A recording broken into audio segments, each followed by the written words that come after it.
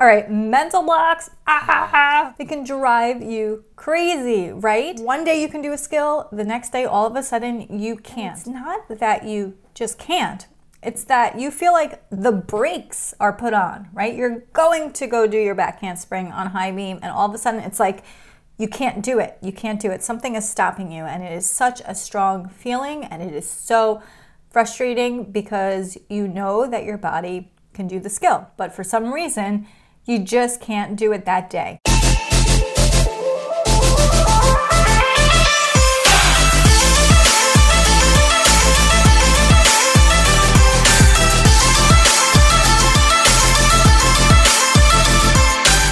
So what is going on? Well, just to give you a quick overview of a mental block, your brain is in charge. And when your brain senses any sort of danger, it is going to shut your body down. It is going to do everything in its power to keep your body safe, even if that means stopping you from doing a skill that your brain is feeling unsafe about. Now, it doesn't necessarily have to be about that skill though. It could be about a situation that you're in. So if your brain perceives a threat to its safety by maybe feeling this pressure to have to get a skill by a certain day, or maybe you're doing pre-testing and you have to have that skill in order to move up to the next level. Your brain is going to say like, whoa, slow down. We're not ready to do this so fast. We need to take it slower, and it's going to stop you. Or maybe it is that you saw someone fall on a skill in gymnastics, or maybe you fell yourself. But most of the time, there is no fall. It doesn't necessarily correlate with a fall, which can be even more frustrating because oftentimes it feels like mental blocks come out of nowhere, right? Like all of a sudden you just can't do it one day, which is what makes them so frustrating. But I'm promising you that it doesn't come out of nowhere. Mental blocks always come from a reason that your brain is feeling this lack of safety. It feels like there's a danger somewhere, or it feels like there's just too many risks involved. It doesn't know if the situation is safe. There's too much unknown. So what we want to do is to be able to ease our brain, let our brain know that, hey, the danger isn't here, and to feel better about it. So how do we do this? Well, today I'm actually, instead of giving you tips on how to do this, I want to give you 3 tips on what not to do when you're going through a mental block. This will start you off, and then we'll talk more about this in some other videos. So number 1, when you are going through a mental block, number 1 is do not keep pushing through the skill that you can no longer do. Don't keep trying it. Don't keep doing it. Because what happens is every time you balk or every time you stand on beam and you're there for 30 seconds trying to throw your back handspring and you're not going, you are now forming new neural pathways from your brain to your body saying, nope, we're not doing this skill, right? So we don't want to reinforce that. We want to reinforce the doing, not the stopping, not the breaks, not the block. We want to reinforce the doing. So if you're in a situation where you have tried to do the skill and you blocked, and then maybe you went and you tried to do it again and you blocked again, then you are done. There is no more doing of that skill. You do not do it again unless you find a way to do some form of that skill with help. So maybe you're trying to do a round off back handspring back tuck on floor and you keep blocking on your back tuck.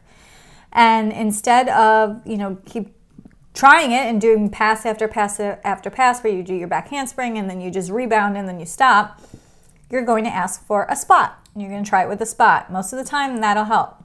If that doesn't help, you're going to ask your coach if you can do it in the pit or on the resi or some other place that feels more safe to you. So your question to yourself, to your brain in that moment is always, brain, what can I do for you right now? What do you need? What do you need from me? What do you need to feel safe? And you're going to feel it. You can feel it inside, right, guys? When you have a mental block, you feel it's almost like, for me, it was like this feeling in my stomach. It was like my stomach would get hard and it almost would do like a flip-flop. Like I knew I wasn't going for it. I could tell. You're going to use your bodily response as a gauge to what you can do next. What is a form of the skill that you can do? So again, if you're doing a back handspring on high beam and you keep balking, you can't do it, you stop. You don't keep trying that skill. Unless you say, hey coach, can you spot me? And your coach spots you and you go for it. Maybe you still can't go for it even if your coach is spotting you, then you go down to low beam or you add mats or you go down to the line on the floor. Whatever it is that you can do in that moment, you ask your brain, based on that feeling that you're feeling in your gut and in your body, what can I do now that feels okay? And you do that, and you keep doing that. And yes, I know it's frustrating because you know that you can do that skill, and you can do that skill. Your body can do that back handspring on high beam. Your body can do your round of back handspring, back tuck. It can do it because it's done it. It's not a body issue. It is a brain issue. It is an issue of being able to make your brain feel safe in that moment. Something is going on that's causing an alarm to go off, and you need to let your brain know that everything is okay. And the way to do that is to sort of step it back and do a progression of the skill that feels better to you in that moment. And you keep doing that until you feel a little more comfortable, and then you bump it up a little bit. So maybe you went down to low beam. Now maybe you're gonna go up to, high beam, and you're gonna have the mat stacked all the way up, and you try that. Or maybe you need your spot. Whatever it is, you keep working up until you get back to that point where you're closer and closer to doing the original skill that you were trying to do. So that was number one. You don't push it through by doing the skill over and over that you keep balking on. You step it back and you start to do something a little lesser of a progression until your brain feels safer again.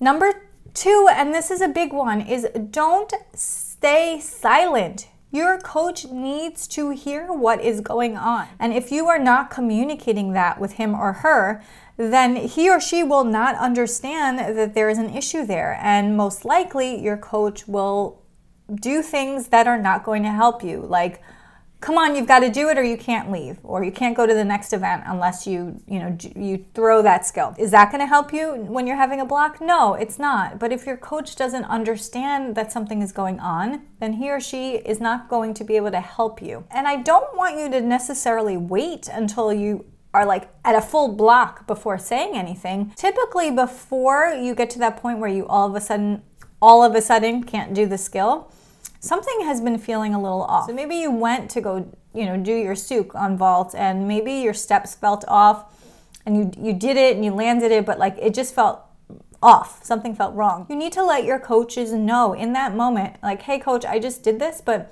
something felt really weird to me. Do you mind if you just stand there for the next one? That would make me feel more comfortable, right? So you have to let them know. But whenever you're going through a mental block too, you need to let them know what you can and cannot do. And if you're on high beam trying to throw that back handspring and you're standing there and you can't, you have to be bold enough to communicate with your coach and say, hey coach, I feel like I can't do this today. Can you please stand there? Can you put your finger there? Can you spot me? Can I have some mats today? I need to do something to just feel more comfortable because something feels off and it doesn't feel right. Okay, so that's what you need to do. You have to communicate. Being silent, it does not help anyone. And I know that a lot of the times you might not know what's going on, right? You might not know. It just feels funky and you're not sure why. But you got to tell your coach that, like, hey, it feels funky. I'm not sure what's going on, but something doesn't feel right. So you have to have that ability to communicate and not stay silent. The more silent you are about what's going on, the more your coach is going to push you into a situation that is not going to be helpful, and it is going to make your block worse. Okay, number 3. Do not compare yourself to who you were the other day when you could do your skill. I know this seems ridiculous because you're like, Coach Anna, I could do that skill. So of course I'm going to compare myself to that because I could do it. So why can't I do it now? Well, believe it or not, the gymnast you were a couple of days ago when you did that skill is a very different gymnast than you are today. Your brain is constantly evolving and changing and taking in all the sights and all the information, and things change. They change constantly in your brain. There's a lot of thoughts that go on. There's a lot of things that it sees. And so today you are a very different gymnast. And so maybe your brain sensed that danger today and it didn't sense it the other day, but now it's in this panic mode and you're a different gymnast today. Your brain is different. It's on fire. It is going through this fear sensation and it needs help. And so you are not the same person or gymnast you were that last time. So you have to stop saying things like, I should be able to do this because I've done it before, or I need to do this because I've already done it. Well, no, here you are today, you're a new gymnast, and what you can do today is what you can do today. And unfortunately, it might not be what you could do yesterday. So you need to acknowledge who you are today as a gymnast and stop looking back to the past and comparing yourself to what you could do. Just say, what can I do today? brain, what do you need from me? What can we do today so that we can get through this and we can move on and get this skill back again? Right, so those are 3 things not to do when going through a mental block. Again, I'm going to give you some videos on some things that you should be doing when you're going through a mental block.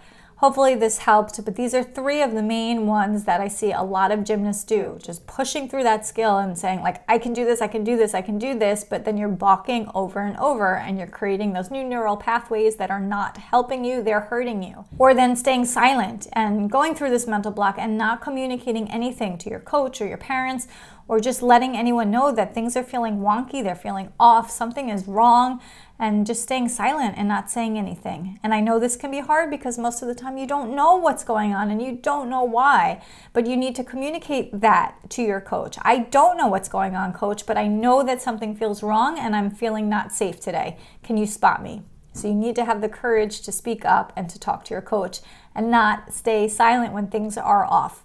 And finally, stop comparing yourself to the gymnast you were the other day who could do the skill, because today you are a completely new gymnast. Your brain is taking in a ton of thoughts and information every day, and things are new for your brain today. And today your brain senses a threat and is trying to keep you safe. And so you need to work with your brain and figure out what you can do today that makes your brain feel safe, that can help you feel like you're still doing something and not so stuck in this mental block. Hope that helped you guys get through your mental blocks, at least for now, give you a little bit of hope that what you're going through is totally normal and common in gymnastics, and you will get through this. You just have to have a little patience, and we'll talk about some more things you can do in another video.